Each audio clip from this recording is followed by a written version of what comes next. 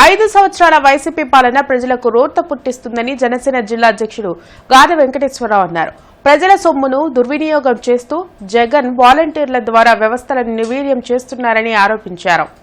జిల్లా జనసేన పార్టీ కార్యాలయంలో గాది వెంకటేశ్వరరావు మీడియాతో మాట్లాడుతూ వాలంటీర్ వ్యవస్థ అసాంఘిక వ్యవస్థగా తయారైందని చెప్తే తమ నాయకుడిపై కేసులు పెట్టారన్నారు. ప్రజల సొమ్ముతో ఏర్పాటు చేసిన సభలో చేతులు మడతపెట్టే సమయం వచ్చిందని జగన్ మాట్లాడడంపై ప్రజలు ఆలోచన చేయాలన్నారు.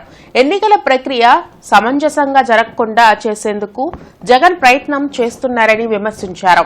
వాలంటీర్ వ్యవస్థ జగన్ ప్రైవేట్ సైన్యమని సభలో స్పష్టం చేసిన తర్వాత కూడా ఇలాంటి వాలంటీర్లు ప్రజలకు అవసరమా అన్నారు. అంబటి రాంబాబు నియోజకవర్గంలో ఒక్కొక్కరి వద్ద పెన్షన్ డబ్బు 200 రూపాయలను కట్ చేసుకుని వాలంటీర్లు అవినీతికి పాల్పడ్డారన్నారు. రాష్ట్రంలోని యువత సంక్షేమమే లక్ష్యంగా జనసేన పనిచేస్తుందన్నారు.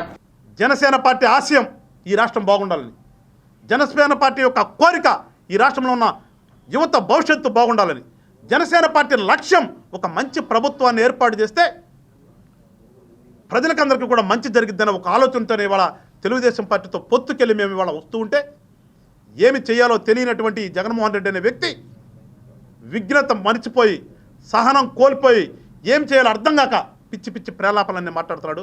ఒకసారి మీరు గమనించండి. రానున్నటువంటి రోజుల్లో ఒక మంచి నిర్ణయం తీసుకోండి. ఒక మంచి ప్రభుత్వాన్ని ఏర్పడటానికి మీరందరూ కూడా తోడ్పాటు అందించండి. ఖచ్చితంగా పాడైపోయినటువంటి రాష్ట్రాన్ని, ఎందుకంటే చెప్తున్నాను కూడా అంటున్నాడు వాళ్ళ బాబాయ్ వచ్చేసి ఉమ్మడి రాజధానిగా హైదరాబాద్ ఉండాలంట.